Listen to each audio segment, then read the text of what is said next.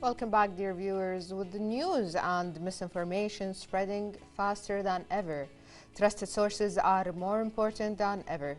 To discuss how news is verified and delivered, we welcome Yousef Altattan, first editor at Kuwait news agency KUNA.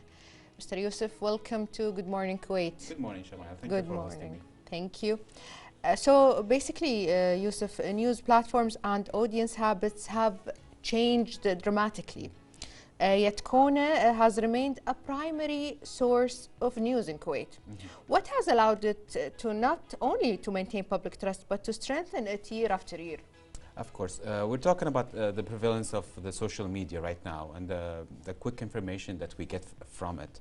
But in Kuwait News Agency KUNA, since its establishment with the Ministry of Information, we are the media arm for the Kuwaiti government. Thus, we have the trust of the various ministries, the institutes, to trust us to relay that information accurately, as accurate as possible, to the audience. So it's always about the trust.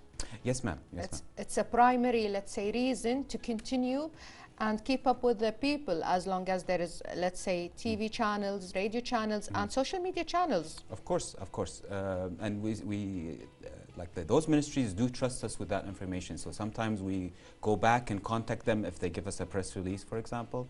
If we think that there's information that is not accurate, needs more clarification. And so we try to get the information as accurate as possible to the public, both locally and globally. Amazing, Yousef. Speaking about media coverage, KUNA provides continuous coverage of events in Kuwait and around the world. What kind of workforce is needed to maintain such wide, around-the-clock coverage? So, since we start our careers in KUNA, we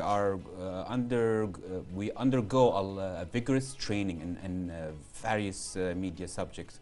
How to conduct an interview, how to come up with questions, how to do follow-up questions, how to cover press conferences, press releases, and how to handle them.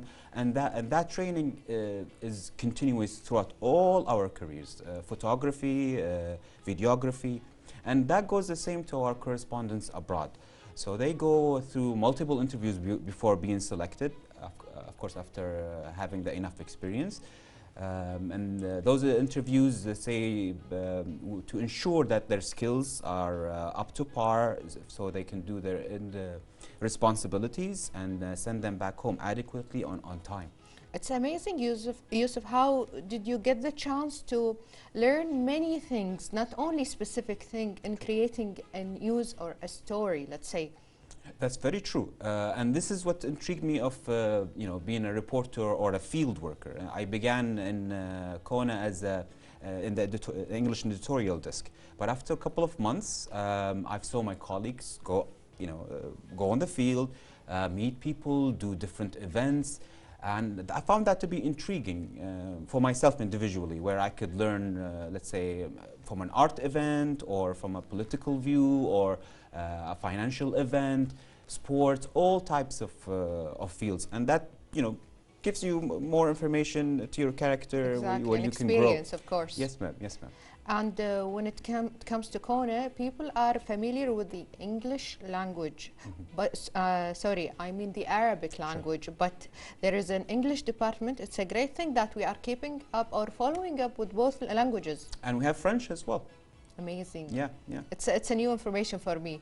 We have French, yeah, that goes on. It's a smaller, let's say, tutorial team, but it's still the important articles and newspapers pieces get translated into French. Amazing, Yousef. When an event takes place, what stages does the story go through, from the reporter in the field to editorial review and the quality control before it is published? Like you said, we primarily depend on our field workers. There are other ways, of course, but primarily from our field workers, our reporters, who use their experience and their sources, the many sources, to get the news piece or the article or the report. They edit it themselves, send it back to HQ, our headquarters here in Kuwait, whether it's locally, of course, or globally. Internationally, yes. Yeah, and then goes through our profession team, who edit it vigorously. and that whether English, Arabic, or the French, and they keep in contact with the reporter during this whole process, to make sure all the information is accurate, it's understood, it's simple enough for the for the audience to receive before it gets published. But there is one more step. Sometimes it takes place is where one of the, let's say, senior editors who's on duty, always somebody's on duty, can take a say in whether it's policy related issues or language issues, and then they would give the go ahead. Yousef, you've mentioned an important point. Yes. Simple language. Simple language. It's this is part of our training. I mean, we can really write complicated words, and but then it will not be perceived, let's say, by the majority of the public, right? Yes. So we try to use simple, straightforward words. So it would be harder to misunderstand. Let's say. Exactly. Yeah. In news industry, we need the simple language because everyone needs to understand what they are reading. I agree 100% with that. So yeah, that's why we think it's very important to keep our languages simple, sentences smaller, so we don't overcomplicate the matter. Let's say false news, rumors, misleading stories. Nowadays, Yousef, can spread quicker than ever, especially with the AI, the complicated media. So KUNA and false stories. How do KUNA, let's say, fight the false stories? Right. We have recently established an anti-rumor department where they check those news, right? Amazing. Yeah, and like part of our process when it comes to that, so let's say we detected what we think is a misinformation or a rumor, and we don't see it in many official sources. We didn't receive it from the official sources. We immediately contact, say, the ministry or the institute or whoever we think is responsible. We speak to the responsible or spokesman person for that institute, and we tell them this is circling. How bad is it circling? And then, depending on the weight of that rumor or misinformation, we could have the spokesperson deny it, and we would release a news piece regarding that. Or if we think, or of course, it's a work from both sides. Exactly. If we both believe that it's not heavy enough, we should not handle it. We just don't handle it because you cannot handle every post on the social media, right? Yes, you can't handle everything. But when it comes to security, peace, you have to take an action. Yes, ma'am. Sometimes, we think it would affect the public opinion or, have a heavy impact negatively. Exactly. We tackle it, and we would send an article denying such news. Let's say a mistake has been made. Any editorial check sometimes can't happen. How can you handle the error as a news agency? Do you correct the mistakes? Do you learn from it? Of course, we have to remember we're human in the end. We're not AI. Even AI makes mistakes, right? Yeah, I tried myself. Yeah, I made mistakes. Yes. So yeah, we handle those mistakes in various ways.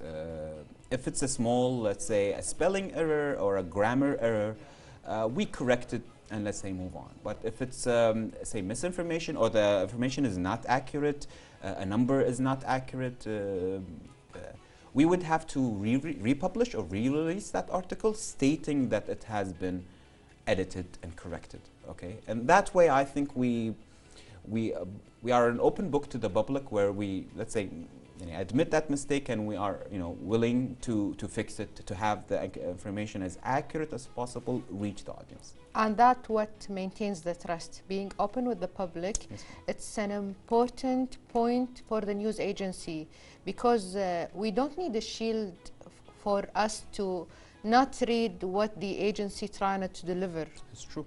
It's true.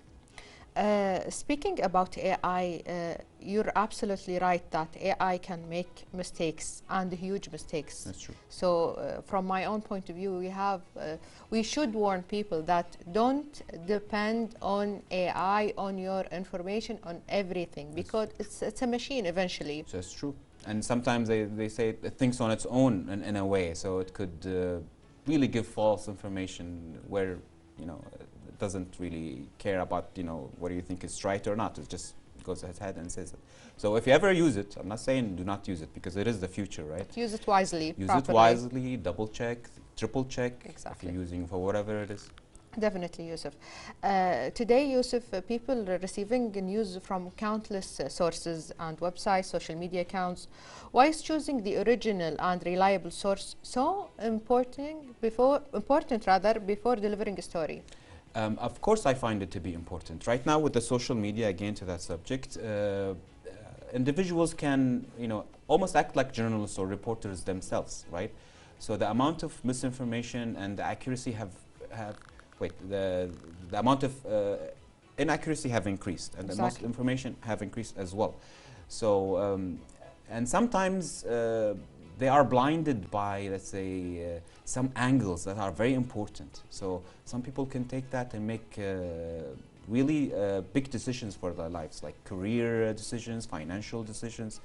So we highly advise, we cannot blind ourselves from the social media, and we have to be exposed to them. We are exposed to them. But it's highly, highly advisable that we check and double check with an official source, whether be it you know, us or Ministry of Information, us in KUNA, or the ministries or the institute itself. Exactly. You know, make the effort of a couple of more minutes just to check before making a vital or very important, heavy decision. Exactly. And some people rely on the numbers of likes, the number of engagements, the number of views. They don't have the accurate awareness or the definite insight to see if that's true or not. That's true. The appeal, like you said, I find it interesting that the appeal of the likes, the followers being viral, yeah, right? Definitely. That's very appealing, and we cannot deny that. It is, you know, but appealing. It's not true. Well, that's the problem. This is what I'm saying for the other public. Before you even like retweet or something, it's better for you to check and double check, because you do not know the agenda of that person. Exactly. You know, whether it would be, I want more followers, I want the exclusivity, the attention. The attention, like you said. So it's better, you know, before making big decisions. Definitely. Turning your own journey, Yousef, what first drew you to journalism, and how did your career with KUNA begin? So I majored in English literature in Kuwait University, and I wanted to do something related to that, you know, the skills I've gained. So I found the English editorial desk in KUNA to be a perfect match, right? I've done that for a couple of months. It was a very nice experience, still believe so. Then I saw my colleagues. My colleagues were field workers, reporters. And it was very intriguing that how they, you know, talking to each other or to us about their experiences, meeting new people, how they did this interview, that certain question they asked. So I was very intrigued by that. And so I tried it. And yes, I was correct. Every part of that was very intriguing. You keep learning, you keep gaining information, you keep, you know, bettering yourself in various fields, not just one field. We talked about this, art, sports, whatever event you're thrown at. So exactly. I found that very interesting, and I've chased it ever since. So it's kind of adventurous to stay outside of your comfort zone, or let's say the editorial desk. Yes, ma'am, 100%. It's not routinish at all. I love the homework before I have to go, you know, do your study, who's this, who's that, you know, what happened. That's very interesting for me, and I use that information as I'm conducting the interview or covering the event. After years of covering and meeting people from different backgrounds, Yousef, what experience has stayed with you the most, and why? It's probably meeting with higher political figures, foreign ones, honestly. That was very interesting. I remember Prime Minister of Ukraine at some point. That was an exclusive interview that I conducted. It was very interesting how, you know, you have to adapt to the questions, not just stick to, you know, pre-written questions or do the follow-up questions. That was very interesting. I found another interesting experience that I had. Of course, there are countless of them, but because of the type of work I did. But when I was Washington, D.C.'s bureau chief at that point, the late Emir Sheikh Sabah al-Ahmed al-Jaber al-Sabah, may God rest his soul, visited Washington, D.C., an official visit when the former U.S. President Barack Obama was there. And we were invited to the White House and to the press briefing inside the White House, which was very intriguing to see. And of course, Yousef, this creates, let's say, an extra wanting for more. Always. Always. Thank you. Thank you, Yousef, for being here with us in Good Morning Kuwait. Thank you. Reliable news begins with careful verification, and we all share the responsibility of checking before sharing. Yousef Altattan, first editor at KUNA. Thanks, of course, for joining us here today in Kuwait City. Thank you very much.